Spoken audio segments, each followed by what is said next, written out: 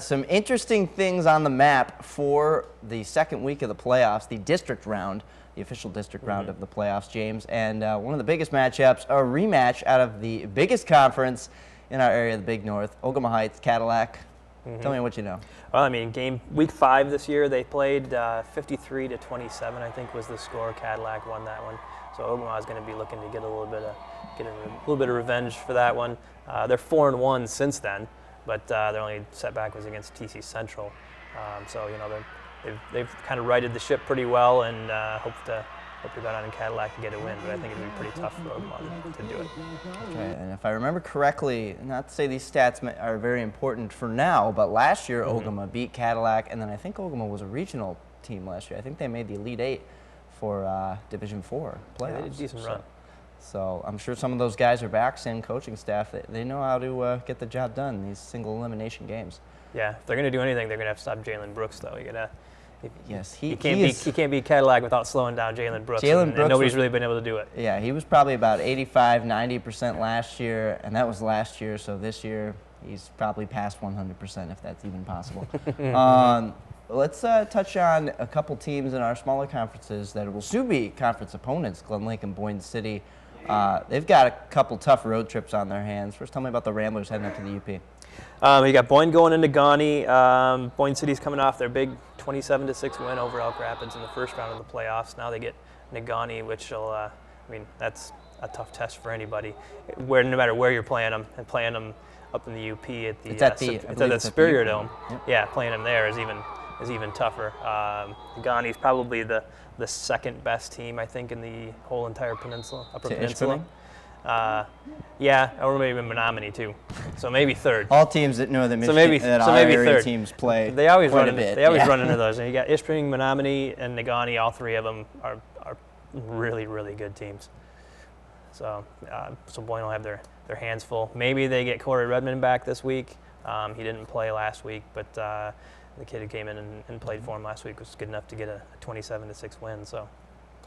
That's right. And Glen Lake, though, they have another, as we mentioned, the Lakers have a road trip down south to Ithaca, and we want to talk about dominant programs. The Yellow Jackets down there, their program is pretty much spelled like the word dominant. Yeah, you pretty much can't get any more dominant than they've been. They're 3-time state champions, haven't lost in 52 games.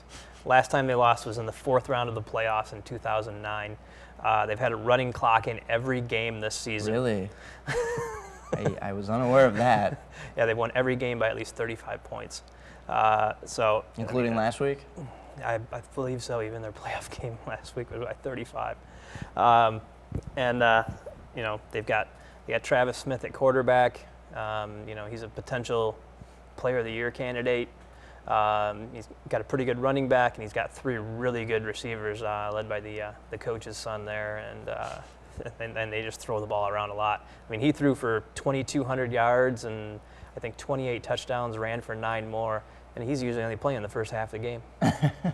Yeah, I saw a feature on him on MLive.com listing him as one of the best players in the state. So, and he just one of many gears that keeps that Yellow Jacket team. Yeah. It's not a one-man show by any means, and Glen Lake will have their hands full. You know, I think he's going to play at Toledo. Yep. I think collegially. I think I did read that. Yep. Yeah. And they got a great stadium down there. I drove by it. You drive by it all the time when you're making that trip down to Lansing, say you're heading to Michigan State or. Yep, I see it right out there off the highway. It's a really beautiful stadium. So a program that's definitely earned a nice little doghouse down there. And we also want to touch on a Ski Valley cross matchup. We have the Ski Valley North champions playing the Ski Valley South runner-ups, Johannesburg-Lewiston, heading up to St Ignace.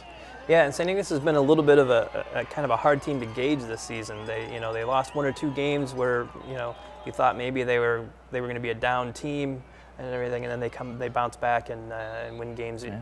After losing those games, you didn't think that they were going to turn around and win. So it'll kind of be which St Ignace team shows up.